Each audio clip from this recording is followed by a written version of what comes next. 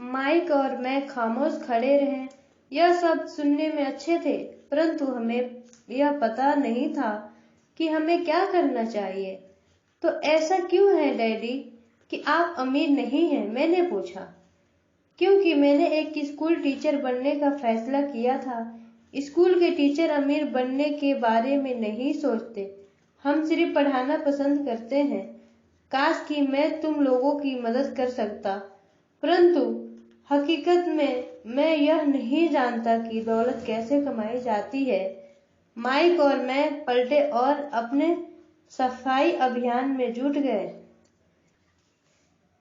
Daddy ने कहा, अगर तुम लोग यह सीखना चाहते हो तो कि अमीर कैसे बना जाता है, तो मुझसे मत पूछो। माइक, तुम अपने डैडी से यह सवाल पूछो। मेरे डैडी? माइक ने हैरानी से कहा। हाँ, तुम्हारे डैडी। मेरे डैडी ने मुस्कुराकर दोहराया। तुम्हारे डैडी और मेरा बैंकर एक ही है, और वह तुम्हारे डैडी की बहुत तारीफ करता है। उसने मुझसे कई बार यह बताया है कि पैसा बनाने में तुम्हारे डैडी का कोई जवाब नहीं है। मेरे डैडी? माइक ने एक बार फिर से हैरानी से पूछा। फिर ऐसा क्यों है कि स्कूल के अमीर बच्चों की तरह हमारे पास शानदार कार और आलीशान बंगला नहीं है? शानदार कार और आलीशान बंगले के होने का मतलब यह नहीं होता है कि आप निश्चित रूप से अमीर हैं या आप पैसा बनाने की कला जानते हैं। डैडी ने जवाब दिया।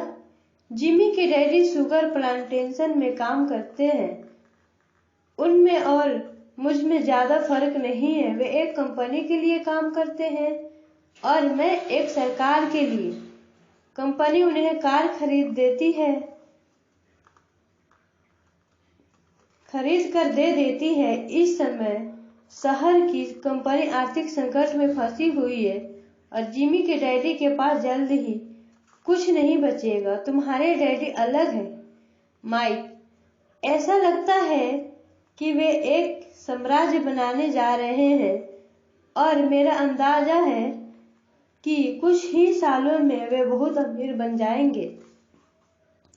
यह सुनकर माइक और मैं एक बार फिर रोमांचित हो गए। नए उत्साह से हमने अपने डूबे हुए व्यवसाय के कचरे को साफ करना शुरू कर दिया। जब हम सफाई कर रहे थे तो हमने यह भी योजना बना ली कि कब और कैसे माइक के डैडी से बात की जाए। समस्या यह थी कि माइक के डैडी बहुत ज्यादा काम करते थे और देर रात तक घर नहीं लौटते थे। माइक के डैडी के पास कई warehouse, construction company, stores की श्रृंखला और 3 रेस्तरां के कारण ही उन्हें घर लौटने में देर हो जाती थी। सफाई खत्म करने के बाद माइक बस पकड़कर अपने घर चला गया। वह अपने डैडी से बात करने वाला था, चाहे वह कितनी ही देर से घर लौटे, और उनसे पूछने वाला था कि क्या वे हमें अमीर बनने की तरकीब सिखाने के लिए तैयार हैं। माइक ने मुझसे वादा किया कि जैसे ही वह अपने डैडी से बात कर लेगा, वह मुझे फोन करेगा, चाहे कितनी ही देर क्यों ना हो जाए। फोन रात को 8:30 बजे आया। ओके, अगले शनिवार, मैंने कहा और फोन रख दिया। माइक के डैडी माइक और मुझसे मिलने के लिए तैयार हो गए थे। शनिवार की सुबह 7:30 बजे मैंने शहर के दूसरे हिस्से में जाने के लिए बस पकड़ी और सबक शुरू हुआ। मैं तुम्हें 1 घंटे के 10 सेंट दूंगा। 1956 की तनख्वाह के हिसाब से भी 10 सेंट प्रति घंटा वेतन कम था। माइक और मैं सुबह 8 बजे उसके डैडी से मिले। वे पहले से ही व्यस्त थे और उनके पास 1 घंटे से भी ज्यादा का काम मौजूद था। जब मैं उनके साधारण छोटे और साफ घर के सामने पहुंचा तो मैंने देखा कि उनका कंस्ट्रक्शन सुपरवाइजर अपने पिकअप ट्रक में वहां से जा रहा था। माइक मुझे दरवाजे पर ही मिल गया था। डैडी अभी फोन पर हैं और उन्होंने कहा है कि हम लोग पीछे के पोर्च में उनका इंतजार करें। माइक ने दरवाजा खोलते हुए कहा।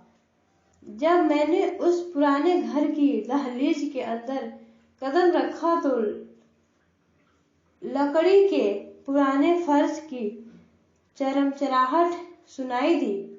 दरवाजे के भीतर सस्ती सी चटाई थी। चटाई वहां इसलिए रखी गई थी ताकि फर्श पर पड़े अनगिनत कदमों के निशानों को छुपाया जा सके। हालांकि वह साफ थी, पर यह स्पष्ट दिखता था कि उसे बदल देना चाहिए। जब मैं संकरे लिविंग रूम में घुसा तो मेरा दम घुटने लगा था। वहां पुराने फर्नीचर की बू आ रही थी और निश्चित रूप से उस फर्नीचर को संग्रहालय में होना चाहिए था। सोफे पर दो महिलाएं बैठी थी जिनकी उम्र मेरी माँ से थोड़ी ज्यादा होगी। महिलाओं के सामने एक पुरुष मजदूरों के कपड़ों में बैठा हुआ था। उसने खाकी पैंट और खाकी शर्ट पहन रखा था। हालांकि कपड़े साफ और प्रेस किए थे, परंतु उनमें स्टार्च नहीं किया गया था।